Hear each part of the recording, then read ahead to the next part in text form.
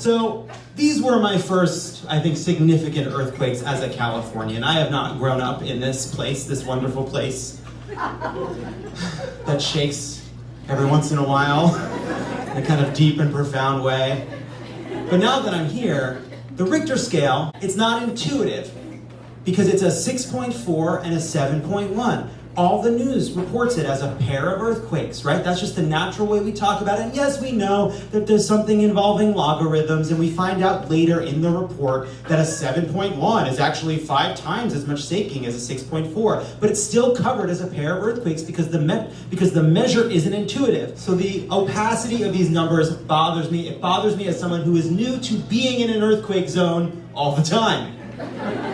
But I am not an expert.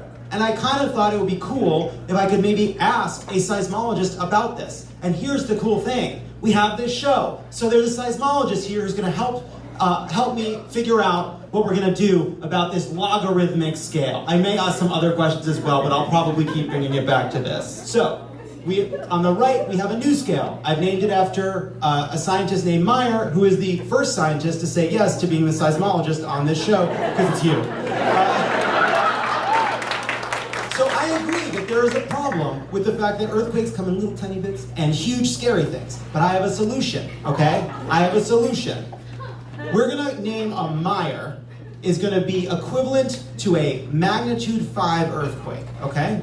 All right? 1 kilometer long. It's pretty good. It's a pretty good earthquake, okay? Now, if an earthquake like what we had the other day hits, like a 6.4, we're gonna go up the scale to around 25 Meyers, right? Because that's 20 times more forceful than the 5, right? Because we're gonna set our scale at a 1 out of 5, because I recognize that tiny earthquakes are very tiny, big earthquakes are very big. Now, what do we do about these huge earthquakes? I have a solution for that too. Once we hit a magnitude 8 earthquake, guess what? Welcome to a mega Meyer.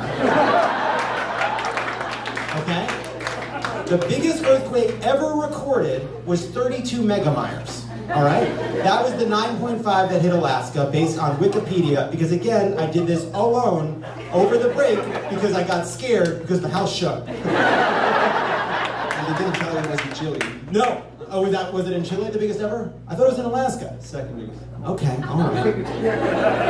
America doesn't always have the biggest one.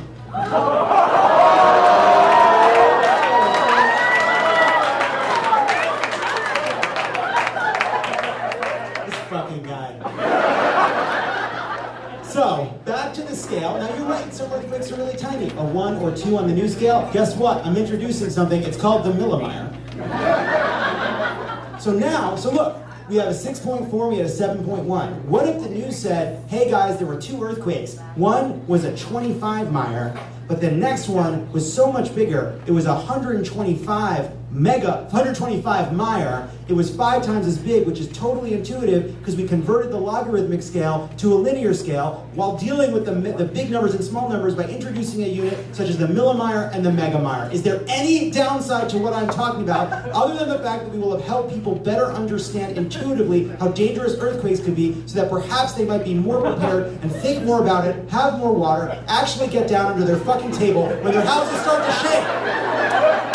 Am I crazy in saying that this might help people understand how dangerous earthquakes are? Especially because now we have another thing. Those super crazy earthquakes, they're not 7.8s, they're megaquakes. They're megaquakes. They're megas, like that shark. I'm sold. I'm all in. You're sold and you're all in.